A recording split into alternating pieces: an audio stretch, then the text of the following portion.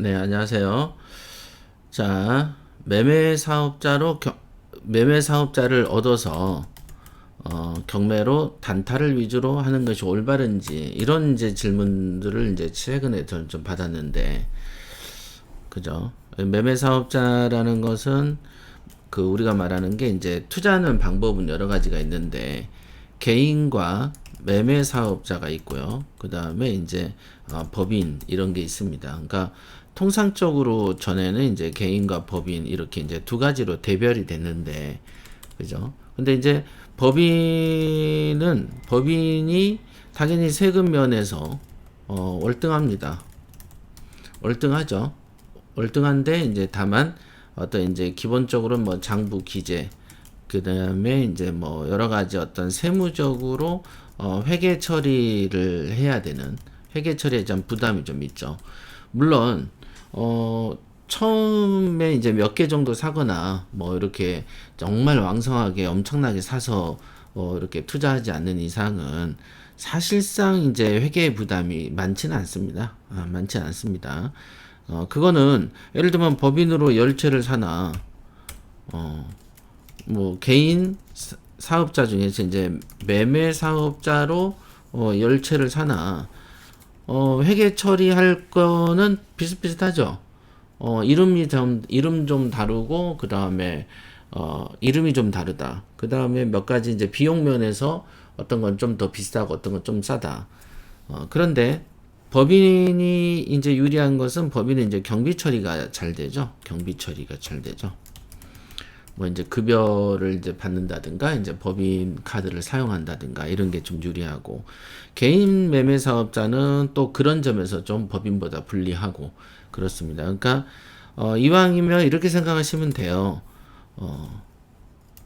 큰 회사들이 개인인지 이제 법인인지, 이렇게 큰 회사들은 주로 이제 법인이죠. 큰 회사는 법인이죠. 근데 이제 법인을 유지하기에 큰 부담이 있는 이제 개인적으로 아직은 이제 경매 초보거나 뭐 아직은 조금 더 노력해보고 뭐 조금 더 그 실력이 쌓이면 조금 더 어쩌고 저쩌고 할 때 주로 이제 법인보다는 그런 사람들한테 이제 매매 사업자를 권합니다. 그죠? 그러니까 이제 개인과 법인의 중간에 있는 것이 이제 개인의 이제 매매 사업자다라고 보시면 됩니다.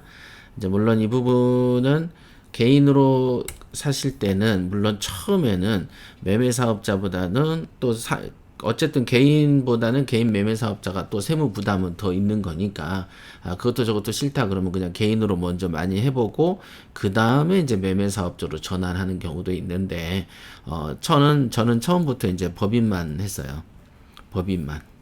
왜냐하면 당연하게 어차피 가야 될 길이면 계단보다는 그냥 직선으로 가자라는 게 이제 저희 취향이었고, 그래서 이제 법인을 갔는데, 그래서 이제 한참 때 이제 우리 그 교육생들은 거의 다 1인 1법인은 기본이었습니다. 1인 1법인은.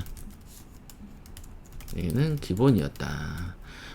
누가 시키지 않아도 했고, 그 전에 이제 방송을 제가 하는 걸 많이 듣고 와서, 이제 법인을 만드는 것이 너무 당연한 것이었고, 그래서, 그 교육 중간에 이제 법인에 대한 질문들이 왔고, 그래서 이제 투자하는 방법 중에 이렇게 하는 게 좋다. 이렇게 해서, 뭐 1인 1법인이 이제 붐이었죠, 붐. 붐이었습니다. 그러다가 이게 조금 사그라든 게 언제냐면은, 이제 법인이 주택을 보유하면은 종부세를 때려버렸다 이거죠. 그래서 이 종부세를 맞으니까 피하기 위해서는 임대 사업자를 내라 이렇게 된 거죠. 확실하게 지금도 말씀드리지만 임대 사업자는 좋은 게 별로 없습니다. 장점이 별로 없어요. 단점이 거의 태반이라고 보시면 되고, 그래서 이제 법인이 주택을 보유하면서 이제 종부세라는 새로운 암초를 맞이했고, 그래서 주택 부분을 피하려면 울며 겨자 먹기로 임대사업자를 선택해야 됐고, 그러다 보니까 온갖 규제가 너무 넘쳐났고, 그래서 이제는 옛날에는 거들떠보지도 않았던 개인 매매 사업자가 주목을 좀 받고 있는 거다. 이게 이제 개인 매매 사업자가 옛날부터 그럼 주목을 받았냐? 그게 아니고, 최근에 몇 년 사이에 있었던 이제 부동산 정책 때문에 개인의 매매 사업자들이 주목받기 시작한 것이다라고 보시면 됩니다. 이게 이제 시대적 배경이 이렇게 있는 거예요. 그러면 이제 뭐 여기 뭐 매매 사업자에 대한 특강하는 곳이 아니니까 일단은 그러면 어떻게 되느냐? 간혹 이렇게 이제 개인 매매 사업자로 이렇게 굽지? 개인 매매 사업자로 경매에서 세금 혜택을 보기 때문에 경매에서 높은 가격으로 써서 낙찰 받은 후 단타로 치고 빠지는 게 어떨까?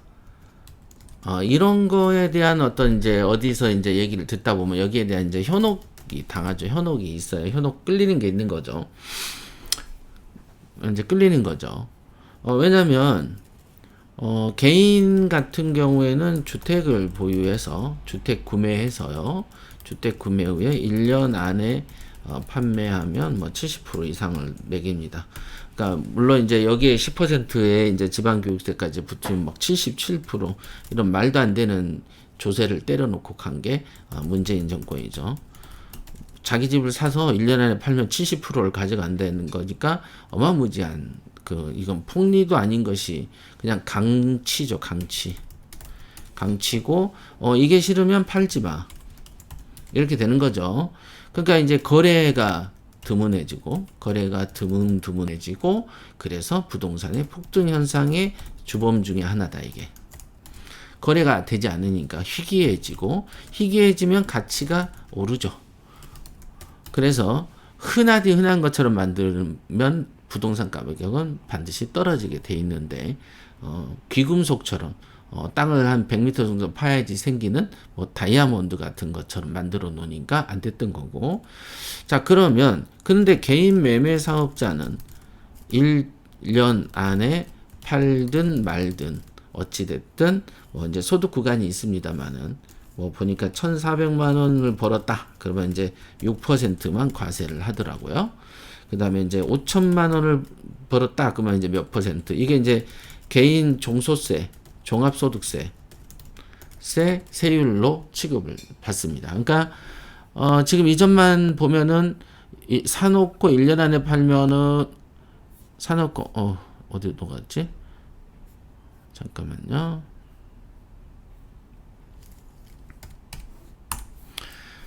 사놓고 1년 안에 팔면 77%니까 요걸 가지고 주택을 사서는 못하겠고, 그러니까 아싸리 처음부터 매매 사업자를 해서 1년 안에 팔면 이 정도 번다고 하니 구간이 있습니다. 이 구간을 어디냐? 제가 이제 제 블로그에다가 이제 써놓은 게 있는데 이게 양도소득세율이죠. 그 다음에 이제 개인 매매 사업자에 대한 어떤 걸 써놨어요. 여기 보시면은 1,400만 원 이하는 6%고 1,400을 벌고 5천만 원 정도 벌면은 15%를 부과해요. 그러니까 예를 들면 내가 3천을 벌었다. 그러면 이제 450 되는 거죠. 맞죠?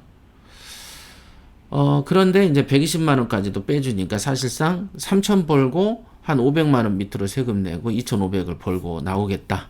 뭐 이러니까 상당히 어찌 보면은 합리성이 있죠. 요즘 시대에는 맞을 수도 있어요. 어찌됐든 법인보다는 세율은 높지만 요즘같이 법인으로는 주택 사는 게 안 되는 세월이다 보니까 개인 매매 사업자가 뜬 거죠. 그죠? 이제 이런 세율 부분에 혜택이 있으니까 이걸로 단타하겠다고 이제 나타나는 거죠. 저도 단타를 많이 했어요. 그러나 이제 소액으로 이렇게 이익 보고 단타는 하지 않았습니다. 그 이유는 뭐냐면, 여러분들 잘 들으세요. 돈은 돈이죠. 돈은 법니다. 돈은 벌어요. 단타를 해서 500을 벌든 1000을 벌든 벌겠죠. 근데 이렇게 되면 어떻게 됩니까? 그릇이 작아져. 그릇이 작아집니다. 그래서 그릇이 작아지다 보면 어떻게 되냐면 큰 것을 못 보죠. 큰 것을 보지 못하니까 큰 수익을 보지 못합니다. 이게 우리 경매할 때도 이런 사람도 꼭 있었어요. 조금 벌고 어쩌고 저쩌고. 조금 벌고 자주 하자. 그러나 그렇게 낙찰한데도 판매는 내 뜻대로 안 되는 거죠. 판매는 내 뜻대로 안 돼요. 그러니까 낙찰하고 그 다음에 단타까지 해야 되고, 그러면 판매가 수월해야 되면 어떻게 됩니까? 낮게 팔아야 된다. 그러니까 높게 낙찰받고 1등 해야 되니까 높게 낙찰받고, 더더군다나 난 단타를 해야 되니까 어쨌든 높게 받아야 되겠죠. 1등을 해야 되니까 높게 낙찰받고 싸게 팔아야 한다. 이게 단타 요건이죠. 지금 이 단타라는 거는 제가 했던 단타는 그냥 제값 받고 파는 거고, 제값 받고 내놓고 빨리 팔리더라는 거죠. 이런 어떤 거를 말하는 거고, 여기서 말하는 단타는 조금 벌고 먹고 나오겠다는 거죠. 그러니까 뭐예요? 높게 낙찰받고 싸게 팔고 조금만 먹고 빠지자. 자, 그러면 그 사이에서 높게 낙찰되는 거는 내가 조절할 수 있는데, 싸게 파는 것도 내가 조절할 수 있죠. 싸게 내놓겠습니다. 근데 판매가 되는 거는 내가 조절하기가 힘들죠. 왜냐면은 뭐 예를 들면은 1억 5천짜리를 1억 3천에 내놓는다고 해서 그 판매 속도가 얼마나 빨라지겠냐를 물어보면 자신이 없죠. 그거가 1억 5천에 내놔도 비슷하고 1억 3천에 내놔도 비슷할 수 있기 때문이죠. 그렇기 때문에 이 단타의 꿈이라는 게 잘 이루어지지 않습니다. 더더군다나 크게 벌고 많이 먹은 다음에, 그러니까 낮게 낙찰받아서 많이 먹기 위해서 내놓는 그 단타와 내가 높게 쓰고 조금 먹기 위해서 싸게 내려놔서 판매하는 이 단타의 개념은, 하나는 되게 조급하고, 그죠? 조급하죠. 빨리 해야 되니까.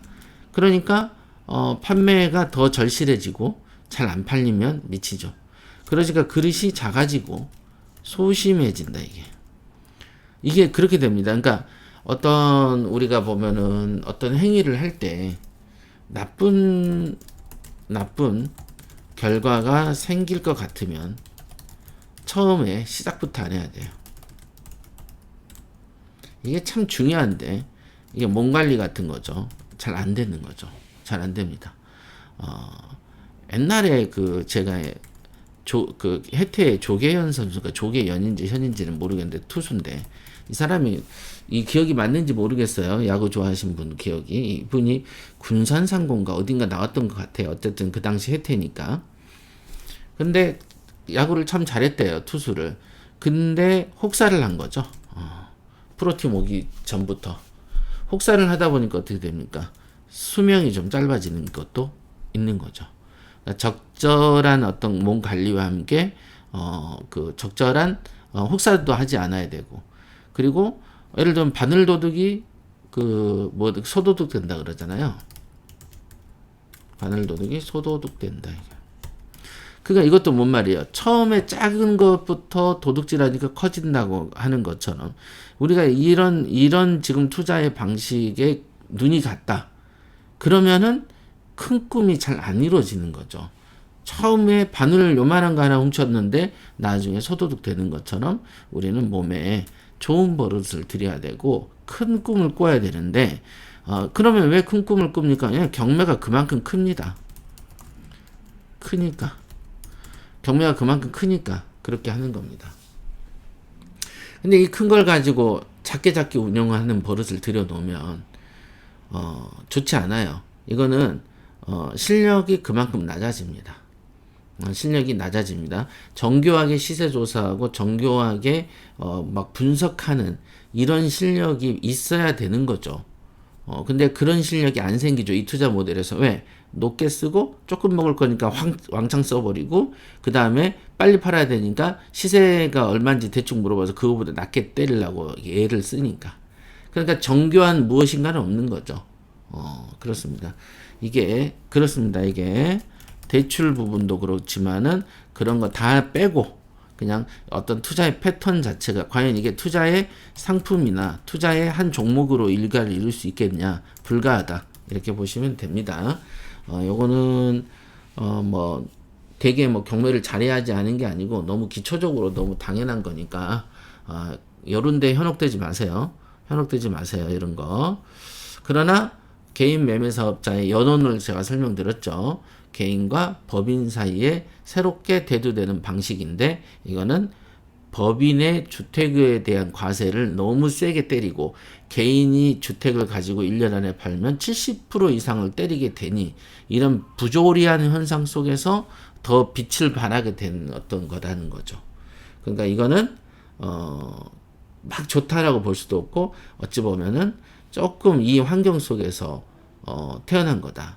그럼 이거를 사용해서 잘 하면 되겠죠. 그러나 이 개인 사업자를 이용해서 이런 어떤 단타 상품으로 높게 쓰고 낮게 팔아서 조금 먹자라는 걸로 사용하면은, 이거는 개인 매매 사업자의 어떤 면모도 잘못 사용하는 것이다. 기능도.